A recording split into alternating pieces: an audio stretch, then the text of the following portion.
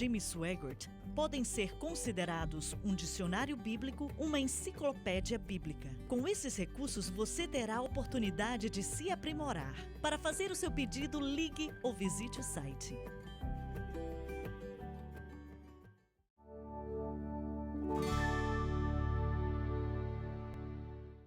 Estamos de volta. Agora você estava mencionando e com certeza sua mãe era uma mulher de Deus e o seu pai também, homem de Deus.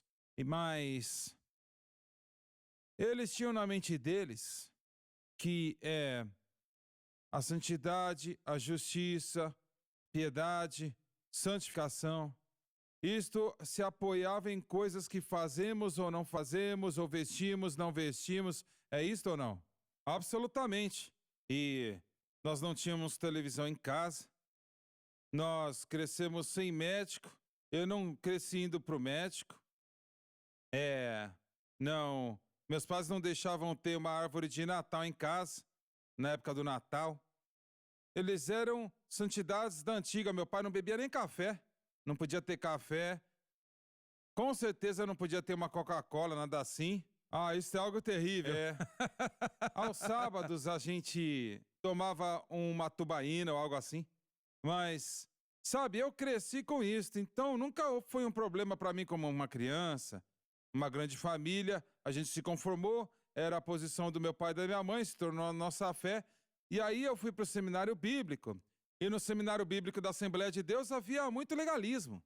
Havia bastante legalismo, mas nem tanto quanto eu estava acostumado.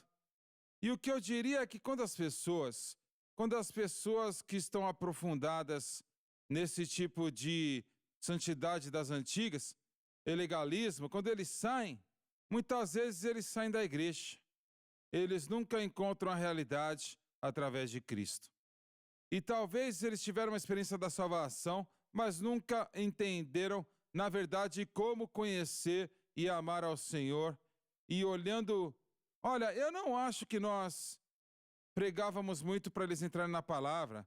Mesmo na minha casa, o meu pai, ele tinha certeza que a gente orava em casa, amanhã e à noite, mas ele nunca nos ensinou a Bíblia, a não ser na igreja. Mas, nós falamos sobre o jugo de escravidão, eu quero mencionar que quando eu saí daqui 30 anos atrás, eu saí em 1988, então por 30 anos, eu pastoreei por 25 desses anos e 5 anos em seminários e escolas, mas na minha experiência, de certa maneira, quando você fala sobre as disciplinas cristãs, eu não vejo isso muito no mundo da igreja hoje. É verdade. Eu, na minha mente como um pastor e a igreja que eu acabei de ver um ano atrás, é como se nós estamos perdendo as bases de fazerem as pessoas estudarem a Bíblia e virem a uma escola dominical, virem para uma reunião de oração, lerem a Bíblia diariamente. E a verdade é que se você não faz uma dessas coisas, você não vai crescer em Deus. É verdade. Sabe? Se você não se compromete a uma vida de oração e estudo da Bíblia... Você está exatamente certo. Existem muitas poucas disciplinas. Irmão Suega, quando você fala da sua jornada pessoal, eu estava aqui com você nos anos 80. Você era muito devoto. Você sempre foi uma pessoa devota, uma pessoa que orava bastante toda a sua vida. Você passou por tribulações, todos nós passamos. Mas a verdade é que a oração, na verdade, ela não é a resposta total. A palavra de Deus é a resposta. Mas eu acho que o Senhor colocou você em um conhecimento da palavra de Deus que fortaleceu sua vida de oração. Eu não acho que isso atrapalhou ou diminuiu sua vida de oração.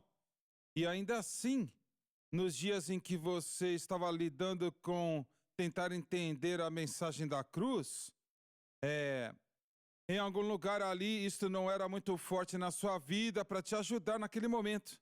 Mas, em relação ao que estamos ensinando hoje, eu acho que temos que trazer as pessoas para a cruz para elas entenderem. Mas eu quero enfatizar, o povo da igreja aí fora, eles precisam voltar para a base de estudar a Bíblia e estar em oração e ir para a igreja. Certo. Com certeza. Mas a pergunta deve ser, por que você faz isso? Exatamente, a motivação, na verdade, é o problema. Você vê os judeus, você olha para a sua história, eles eram muito disciplinados em relação a festas e sacrifícios e tudo mais. Certo, certo. Mas eles perderam a razão básica porque eles faziam. Não tinham mais fé no Messias. Se tornou só um Eles ritual. só entravam naquele ritual, naquela rotina. E vemos, infelizmente, muitas coisas similares na igreja hoje. As disciplinas, para mim, né, vindo de um estilo de vida que eu vim, as coisas que eu fui salvo lendo a Bíblia. Então eu me apaixonei com a Bíblia, eu amava, daquele momento até hoje. A primeira vez, em algumas semanas depois que eu fui salvo, eu acordei cedo e eu comecei a orar. Eu nunca vou esquecer. A presença do Senhor entrou naquele lugar, eu estava orando. E eu fiquei apaixonado pela oração. Ninguém teve que me dizer, você precisa orar e tal. Certo. Porque eu estava buscando aquilo diariamente. Era aquela presença que eu tinha experimentado e aconteceu várias e várias e várias vezes. A presença de Deus vinha. Mas o que acontece é que não importa como você começa, se nós não somos ensinados aonde colocar nossa fé, estamos colocando a nossa fé naquilo que fazemos. O versículo 2 de Gálatas 5, não há nada de errado com a circuncisão. Nada. Mas existe algo de errado com a motivação errada para a circuncisão. Certo. E nesse sentido, então, quando confiamos em outra coisa que não é o que a palavra de Deus diz para confiar, então nós nos machucamos. Se nós estamos fazendo estas coisas, como você disse muitas vezes, pensando que traz justiça, certo? Fazendo por causa da justiça, não vai trazer. Isto é um insulto a Cristo. Isto é tentar fazer algo que não podemos fazer, certo? E ele nos disse várias e várias vezes na palavra, não podemos fazê-lo, certo? E, sim. Não, eu quero fazer uma outra observação para continuar o que você estava dizendo e voltar para minha mãe. O movimento da santidade e o legalismo que eu cresci, da Igreja de Deus, né, basicamente, a Igreja de Deus, nessa denominação. O meu pai faleceu com 74 anos de idade, e minha mãe viveu até 94 anos. E eu posso dizer que chegou um momento em que minha mãe, ela se mudou para um nível espiritual tão grande que todos nós reconhecemos. Ela ainda lembrava de algumas dessas coisas que faziam parte do seu passado, mas ela desenvolveu uma vida de oração ungida, que aos sábados, meu Senhor, todos nós estávamos prontos de ligar para a mamãe e dizer, mamãe, vamos orar sobre isto? Você pode orar sobre aquilo? E aquela unção fluía através dela. Então eu queria dizer, em caso que alguns dos meus irmãos estão assistindo esse programa ou ouvindo, eu nunca vi isso acontecer para o meu pai. Eu não vi ele indo para essa direção. Mas eu com certeza vi na minha mãe. E eu acho que muitos dos grandes crentes do passado, eles atravessaram esta barreira por uma vida de oração e fé no sangue de Jesus, fé no poder do Espírito Santo. E eles aceitaram sua teologia, e alguns ainda não. Sem dúvidas sobre isso. Será que nós vemos nas igrejas hoje, no mínimo, né? Pastores que estão dizendo para as pessoas, você tem que orar, você tem que ir para a igreja, você tem que ler sua Bíblia, você tem que ofertar. No mínimo, né? Eu acho que é isso que estamos procurando na maioria das igrejas. Mas, parece que nós não servimos a Deus, e eu escutei você dizer várias vezes, não temos que servir a Deus pelo que Ele pode fazer por nós, mas por quem Ele é. Então não devemos servi-lo por causa de medo ou recompensas. Dave, eu duvido seriamente, eu espero que eu esteja errado nisto, mas eu duvido que existe muito encorajamento hoje em dia na maioria das igrejas para orar. É por isso que eu estou dizendo, no máximo, ou estudar a palavra de Deus, não existe. Certo. Algumas igrejas sim, graças a Deus. Mas eu acho que iria chocar. Fizeram uma pesquisa um tempo atrás, e entre os pregadores, e a média de oração eram 3 minutos por dia.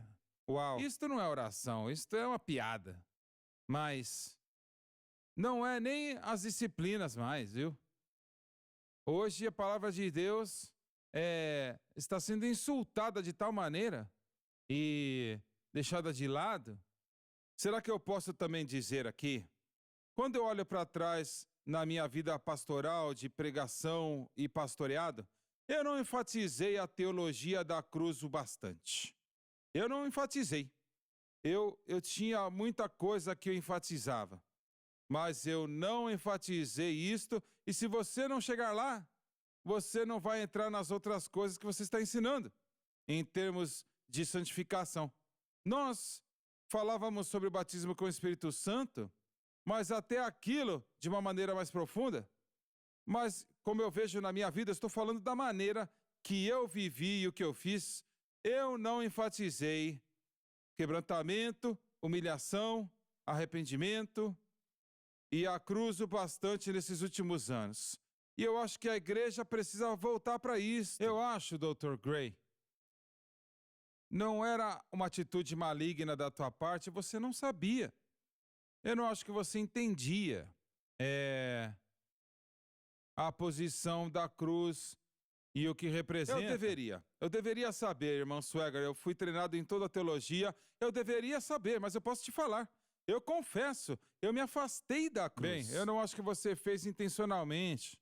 Não, eu entrei em outras coisas, eu li vários livros, eu li isto e aquilo outro, todo autor que você pode imaginar, eu preguei algumas das suas coisas, mas quando você pensa sobre o que eu aprendi de você e o ministério aqui, a ênfase está na cruz, e é muito claro. Eu fui para as Escrituras, estudei todas as Escrituras que falavam da cruz. Paulo, ele sempre estava falando da cruz. Na verdade, estava na mente dele. Mesmo quando ele não mencionava a palavra cruz, ele estava falando dos sofrimentos de Cristo, o que Cristo fez. Tudo isso se conecta à cruz. Uma grande ênfase, e eu acho que o mundo da igreja está perdendo isso.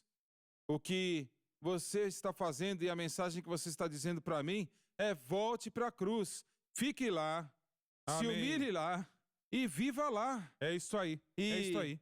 Amém. Tenha orgulho do que isto representa. E então, através disso, sem dúvidas, o Espírito Santo, na verdade, tem um fluir puro. É isto aí. Eu sinto isto. Quanto mais eu me humilho e entendo o poder do sangue, eu sinto o fluir do Espírito. Acabou o nosso tempo. Não perca o próximo programa.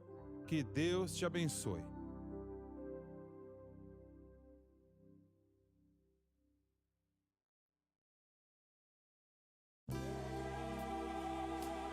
Obrigada por assistir o programa de hoje, um estudo na palavra. Assista os programas arquivados online no site sunlifetv.com. Há uma batalha pela sua mente.